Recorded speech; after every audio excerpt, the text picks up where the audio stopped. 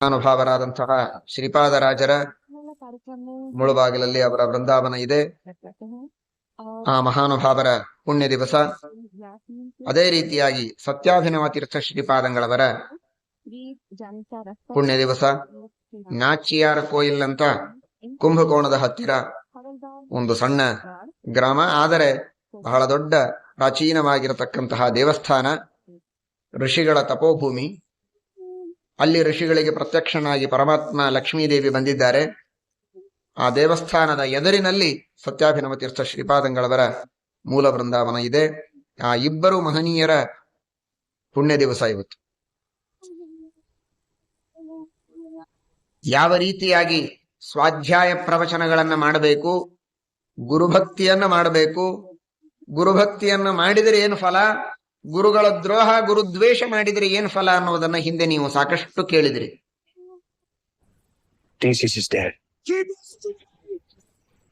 My dad is coming home.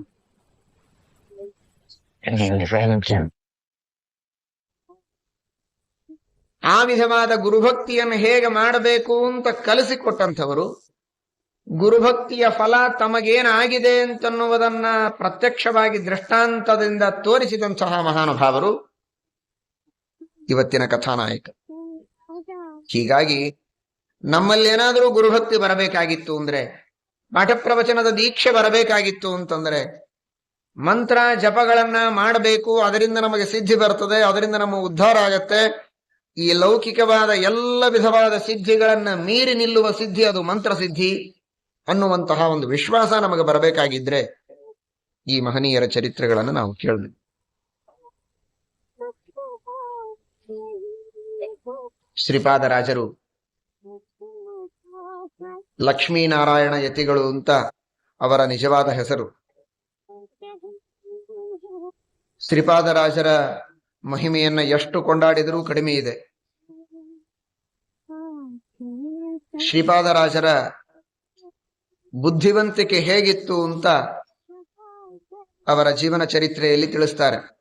ಪೂರ್ವಾಶ್ರಮದಲ್ಲಿ ಸಣ್ಣ ಬಾಲಕ,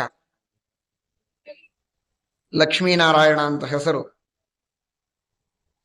ಇವರು ಊರ ಹೊರಗೆ ಆಟ ಆಡ್ತಾ ಇರುವಾಗ ಮುಳಬಾಗಿಲು ಮಠದ ಹಿಂದಿನ ಯತಿಗಳು ಸ್ವರ್ಣವರ್ಣ ತೀರ್ಥರು ಅಂತ, ಆ ಸ್ವರ್ಣವರ್ಣ ತೀರ್ಥರು ಹೊರಟಿರ್ತಾರೆ ಮೇಣೆಯಲ್ಲಿ. ಈ ಬಾಲಕನನ್ನ ಕರೆದು ಕೇಳುತ್ತಾರೆ, ಊರು ಎಷ್ಟು ದೂರ ಇದೆ ಅಂತ. ಊರು ಎಷ್ಟು ದೂರ ಇದೆ ಅಂತ ಉತ್ತರ ಕೊಡುವುದಿಲ್ಲ ಇವರು. ನನ್ನನ್ನು ನೋಡಿ, ಸೂರ್ಯನನ್ನ ನೋಡಿ, ಈ ಆಕಳಗಳನ್ನ ನೋಡಿ ನೀವೇ ತಿಳಿದುಕೊಳ್ಳಿ ಅಂತ. ಅಂದ್ರೆ ಸೂರ್ಯಾಸ್ತವಾಗ್ತಾ ಇದೆ, ನನ್ನ ವಯಸ್ಸು 8, ಆಕಳ ಕಾಯೋದಕ್ಕೆ ಬಂದಿದ್ದೇನೆ ಅಂದ್ರೆ ಊರಿನಿಂದ ನಾನು ಎಷ್ಟು ದೂರ ಬಂದಿರ್ಲಿಕ್ಕೆ ಸಾಧ್ಯ ಈ ವಯಸ್ಸಿನೊಳಗೆ, ನೀವೇ ಅರ್ಥ ಮಾಡಿಕೊಳ್ಳಿ. ಇಷ್ಟು ಹೇಳಿದ್ದೇ ತಡ ಅವರಿಗೆ ಪರಮಾನಂದ ಆಯ್ತು. ಅಂದ್ರೆ ನೋಡಿ, ಮಹಾಭಾರತದಲ್ಲಿ ಕೆಲವು ಕಥೆಗಳನ್ನೆಲ್ಲ ನಾವು ಕೇಳ್ತೇವಲ್ಲ, ಹಾಗೆ ಯಾವುದೋ ಒಂದು ಕಡೆಗೆ ಏನೋ ಒಂದು ಮಿಸ್ ಆಗಿ ಹೋಗ್ಬಿಟ್ರೆ ಕಥೆನೇ ಬದಲಾಗೋದು. ಇಲ್ಲೇ ಹತ್ರ ಇದೆ ಹೋಗಿ ಅಂತ ಹೇಳಿಬಿಟ್ಟಿದ್ರೆ ಅವ್ರು ಹೋಗ್ಬಿಡ್ತಿದ್ರು, ಮುಗದೆ ಹೋಗ್ತಿತ್ತು ಕಥೆ. ಆದರೆ ಭಗವಂತನೇ ಹೀಗೆ ನುಡಿಸಿದ ಒಳಗೆ ಇದ್ದು ಇವರ ಬುದ್ಧಿಯನ್ನ ಪ್ರಕಾಶಕ್ಕೆ ತಂದ. ಆ ಪ್ರಕಾಶಕ್ಕೆ ತಂದದ್ದೇ ತಡ ಸ್ವರ್ಣವರ್ಣ ತೀರ್ಥರಿಗೆ ಇವರ ಮೇಲೆ ಪೂರ್ಣ ಅಭಿಮಾನ ಬಂತು. ಇವರನ್ನೇ ನನ್ನ ಉತ್ತರಾಧಿಕಾರಿಯನ್ನಾಗಿ ಮಾಡಿಕೊಳ್ಳಬೇಕು ಅಂತ ನಿರ್ಧಾರ ಮಾಡಿಕೊಂಡು ಅವರಿಗೇನೆ ಮುಂದೆ ದೀಕ್ಷೆಯನ್ನ ಕೊಟ್ಟು ಲಕ್ಷ್ಮೀನಾರಾಯಣ ತೀರ್ಥರು ಅಂತ ಅವರಿಗೆ ನಾಮಕರಣವನ್ನ ಮಾಡಿದರು. ಅವರೇ ಮಹಾನುಭಾವರು, ಮುಂದೆ ಶ್ರೀಪಾದರಾಜರು ಎಂಬುದಾಗಿ ಪ್ರಸಿದ್ಧರಾಗ್ತಾರೆ. ಅಂತಹ ಮಹಾಮೇಧಾಶಕ್ತಿಯನ್ನ ತಮ್ಮ ಬಾಲ್ಯದಲ್ಲಿಯೇ ಪ್ರಕಟಗೊಳಿಸಿದಂತಹ ಮಹಾನುಭಾವರು ಶ್ರೀಪಾದರಾಜರು. ಶ್ರೀಪಾದರಾಜರ ಒಂದೊಂದೇ ಮಹಿಮೆಗಳನ್ನು ನಾವು ತಿಳಿಯಬೇಕಾಗಿದ್ರೆ, ಮೊದಲನೆಯದಾಗಿ ನಮಗೆ ದೊಡ್ಡ ಉಪಕಾರ ಮಾಡಿದ್ದು ಶ್ರೀಪಾದರಾಜರು. ಇವತ್ತು ಎಲ್ಲ ಮಾಧ್ವರು ನೆನೆಸಬೇಕಾದದ್ದು ಅಂದ್ರೆ ವ್ಯಾಸರಾಜರಂತಹ ಮಹಾಗುರುಗಳನ್ನು ನಮಗೆಲ್ಲ ಕೊಟ್ಟವರು.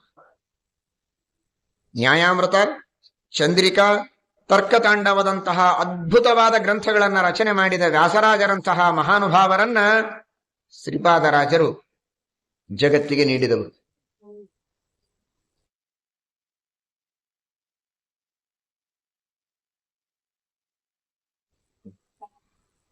ಶ್ರೀಮದಾನಂದ ತೀರ್ಥ ಭಗವತ್ಪಾದಾಚಾರ್ಯರ ಸರ್ವಮೂಲ ಗ್ರಂಥಗಳಿಗೆ ಶ್ರೀಮದ್ ಜಯತೀರ್ಥರು ಟೀಕಾಕೃತ್ಪಾದರು ಬರೆದಂತಹ ಟೀಕೆಗಳ ಅವಶ್ಯಕತೆ ಎಷ್ಟಿದೆ ಎನ್ನುವುದು ವಿದ್ವಾಂಸರಿಗೆ ಗೊತ್ತು. ಟೀಕಾಕೃತ್ಪಾದರ ಟೀಕಾ ಗ್ರಂಥಗಳಿಲ್ಲದೆ ಸರ್ವಮೂಲ ಗ್ರಂಥಗಳ ನಿಜವಾದ ಹೃದಯವನ್ನ ತಿಳಿದುಕೊಂಡು ಸರಿಯಾದ ತತ್ವಜ್ಞಾನವನ್ನ ಪಡೆದುಕೊಳ್ಳಲಿಕ್ಕೆ ಸಾಧ್ಯವೇ ಇಲ್ಲ. ಟೀಕಾಕೃತ್ಪಾದರ ಗ್ರಂಥಗಳು ಬೇಕೇ ಬೇಕು. ಮಾಧ್ವವಾಂಗ್ಮಯದೊಳಗೆ ಟೀಕಾ ಗ್ರಂಥಗಳಿಲ್ಲ ಅಂತಾಗಿ ಹೋಗಿಬಿಟ್ರೆ ಸಾವಿರಾರು ತರಹದ ಆಕ್ಷೇಪಗಳನ್ನ ಇತರ ದಾರ್ಶನಿಕರು ಮಾಡೋದನ್ನ ಉತ್ತರಿಸಲಿಕ್ಕಾಗುವುದಿಲ್ಲ. ಶ್ರೀಮದಾಚಾರ್ಯರ ಗ್ರಂಥಗಳಲ್ಲಿ ಎಲ್ಲಾ ಅಡಗಿದೆ, ಆದರೆ ಅದನ್ನ ತೆಗೆದು ತೋರಿಸ್ತಕ್ಕಂತಹ ಮಹಾನುಭಾವರು ಟೀಕಾಕೃತ್ಪಾದ. ಅಷ್ಟೆಲ್ಲ ದಾರ್ಶನಿಕರು ಮಾಡುವ ಆಕ್ಷೇಪಗಳಿಗೆ ಉತ್ತರಿಸದೆ ನಾವು ತತ್ತರಿಸಿ ಹೋಗುವ ಸಂದರ್ಭ ಬರುತ್ತದೆ. ಟೀಕಾಕೃತ್ಪಾದರ ಗ್ರಂಥಗಳ ಅಧ್ಯಯನ ಮಾಡದೆ ನಾವು ಹಾಗೆ ಅಜ್ಞಾನದಲ್ಲಿ ಕುಳಿತರೆ. ಅಂತಹ ಮಹಾನುಭಾವರು ಟೀಕಾಕೃತ್ಪಾದರು. ಅದು ದಾರ್ಶನಿಕರ ಇತಿಹಾಸವನ್ನ ದರ್ಶನಗಳನ್ನ ಓದಿದವರಿಗೆ ಗೊತ್ತು. ಎಂತೆಂತಹ ಮಹಾ ದಾರ್ಶನಿಕರು ಬೌದ್ಧ ದರ್ಶನದಲ್ಲಿ, ಜೈನ ದರ್ಶನದಲ್ಲಿ, ಪ್ರಾಭಾಕರರು, ಇನ್ನನೇಕ ವಿಧವಾಗಿರತಕ್ಕಂಥವರು, ಭಾಸ್ಕರಾಚಾರ್ಯರು, ಅನೇಕ ವಿಧವಾಗಿರತಕ್ಕಂತಹ ಜನರ. ಅರೆ ಈ ನಿಂಬೆ ಮೆಣಸು ಯಾಕೆ? ಪ್ರೊಟೆಕ್ಷನ್. ಎಲ್ಲ ಸಂಕಟದಲ್ಲೂ ಟ್ರಕ್ನ ಸುರಕ್ಷೆ ತಿಳಿತಾ? ಮತ್ತೆ ಇಂಜಿನ್ಗೆ ಡ್ಯೂರಾಶಿಲ್ ಟೆಕ್ನಾಲಜಿಯ Castrol CRB Turbomax plus 1,20,000 kilometre tested. ಅಂದ್ರೆ ಬೆಸ್ಟ್ ಆಯಿಲ್ ಗ್ಯಾರಂಟೀಡ್. ತಿಳಿತಾ? Burger King presents 2 crispy veg burgers at just ₹79 and 2 crispy chicken. ಗ್ರಂಥಗಳಲ್ಲಿ ಮೂಲೆ ಮೂಲೆಯಲ್ಲಿರುವ ಮಾತುಗಳನ್ನೆಲ್ಲ ಹುಡುಕಿ ಅದಕ್ಕೆ ಉತ್ತರಗಳನ್ನ ಕೊಟ್ಟಂತಹ ಏಕಮೇವ ಅದ್ವಿತೀಯರಾದ ಟೀಕಾಕಾರರು ಅಂತಂದ್ರೆ ಶ್ರೀಮದ್ ಜಯತೀರ್ಥರು. ಅದರ ನಂತರದಲ್ಲಿ ಶ್ರೀಮದ್ ಆಚಾರ್ಯರ ಟೀಕಾಕೃತ್ಪಾದರ ಗ್ರಂಥಗಳ ಸಾರವನ್ನ ತೆಗೆದು ಆ ಗ್ರಂಥಗಳಲ್ಲಿರತಕ್ಕಂತಹ ತತ್ವಗಳನ್ನ ನಿಬಂಧದ ರೂಪದಲ್ಲಿ ಪ್ರತಿಯೊಬ್ಬರಿಗೂ ಜಿಜ್ಞಾಸುಗಳಿಗೆ ತಿಳಿಸುವುದಕ್ಕಾಗಿ ಅಖಂಡವಾಗಿ ಆ ಸರ್ವಮೂಲ ಟೀಕಾದಿ ಗ್ರಂಥಗಳನ್ನ ಶ್ರೀಪಾದರಾಜರ ಹತ್ತಿರ ಅಧ್ಯಯನ ಮಾಡಿ ಆ 3 ಗ್ರಂಥ ರತ್ನಗಳನ್ನ ಇವತ್ತು ಮಾಧ್ವ ಸಮಾಜಕ್ಕೆ ಕೊಟ್ಟು, ಮಾಧ್ವ ಸಮಾಜಕ್ಕೆ, ಮಾಧ್ವ ವಾಂಗ್ಮಯಕ್ಕೆ ಒಂದು ದೊಡ್ಡ ಭದ್ರ ಕೋಟೆಯನ್ನ ನಿರ್ಮಾಣ ಮಾಡಿದಂತಹ ಮಹಾನುಭಾವರು ವ್ಯಾಸರಾಜರು. ಅಂತಹ ವ್ಯಾಸರಾಜರನ್ನ ಜಗತ್ತಿಗೆ ಕೊಟ್ಟವರೇ ಶ್ರೀಪಾದರಾಜ. ಇದೇ ದೊಡ್ಡದಾದ ಅವರ ಕೊಡುಗೆ. ವ್ಯಾಸರಾಜರಿಗೆ ಅವರು ಪಾಠವನ್ನ ಹೇಗೆ ಹೇಳ್ತಾ ಇದ್ರು ಅಂತಂತಾರೆ. ವ್ಯಾಸರಾಜರಿಗೆ ಪಾಠ ಇವತ್ತಿಗೂ ಮುಳುಬಾಗಿಲಿನಲ್ಲಿ ಒಂದು ಗುಹೆ ಇದೆ. ಆ ಗುಹೆಯಲ್ಲಿ ವ್ಯಾಸರಾಜರು ಕುಳಿತು ಚಿಂತನೆ ಮಾಡತಕ್ಕಂತಹ ಗುಹೆ ಅಂತ ತೋರಿಸ್ತಾರೆ. ವ್ಯಾಸರಾಜರ ಪ್ರತಿಮೆಯನ್ನ ನಂತರದಲ್ಲಿ ಅಲ್ಲಿ ಕೆತ್ತಿದ್ದಾರೆ. ಆ ಗುಹೆಯಲ್ಲಿ ಕುಳಿತು ಅಖಂಡವಾಗಿ ಚಿಂತನೆ ಮಾಡಬೇಕು. ಚಿಂತನೆ ಮಾಡ್ತಾ ಇದ್ರೆ ಒಂದು ಸಲ ಸರ್ಪ ಬಂತಂತ. ಆ ಸರ್ಪ ಬಂದ್ರೆ ಶ್ರೀಪಾದರಾಜರಿಗೆ ಎಲ್ಲಾ ವಿದ್ಯೆಗಳೂ ಬರ್ತಾ ಇತ್ತು. ಸರ್ಪದ ಜೊತೆಗೆ ಮಾತನಾಡತಕ್ಕಂತಹ, ಅದಕ್ಕೆ ತಿಳಿಯುವ ರೀತಿಯಲ್ಲಿ ಚೇಷ್ಟೆಯನ್ನ ಮಾಡಿ ಅದನ್ನ ದೂರ ಕಳಿಸುವ ಒಂದು ವಿದ್ಯೆಯೂ ಅವರಿಗೆ ಗೊತ್ತಿತ್ತು. ಅವರು ಹೋಗಿ ಮಾತಾಡ್ತಾರೆ, ನಮ್ಮ ಶಿಷ್ಯ ಚಿಂತನೆ ಮಾಡ್ತಾ ಇದ್ದಾರೆ, ಈ ಸಂದರ್ಭದೊಳಗೆ ನೀನು ಯಾಕೆ ಅಡ್ಡಿ ಮಾಡ್ತಾ ಇದ್ದೀರಿ? ಇಲ್ಲಿ ಅಡ್ಡಿ ಮಾಡುವುದು ಬೇಡ ಅಂತ ಹೇಳಿ ಆ ಸರ್ಪಕ್ಕೆ ತಿಳಿಯುವ ರೀತಿಯೊಳಗೆ ಅದಕ್ಕೆ ಹೇಳಿ ಕಳಿಸ್ತಾರೆ. ಹೊಡೆದು ಕಳಿಸೋದಲ್ಲ, ಅದು ಹುಂಬರ್ ಕೆಲಸ. ಅದು ಏನೂ ವಿದ್ಯೆ ಇಲ್ಲದೆ ಇದ್ದವರು ಮಾಡೋ ಕೆಲಸ, ವಿದ್ಯೆ ಇದ್ದವರು ಮಾಡೋ ಕೆಲಸವೇ ಬೇರೆ. ಅದಕ್ಕಾಗೇನೆ ಮತ್ತೆ ಯಮಧರ್ಮ ಯುಧಿಷ್ಠಿರನ ಉಂಗುರ ಬಾವಿಯಲ್ಲಿ ಬಿದ್ದಾಗ ನಾನು ಹಾರಿ ತೆಗಿತೇನೆ, ನಾನು ಜಗತ್ ತೆಗಿತೇನೆ, ನನಗೀಸು ಬರ್ತದೆ ಅಂತ ಮಾತಾಡ್ತಿರ್ತಾರೆ.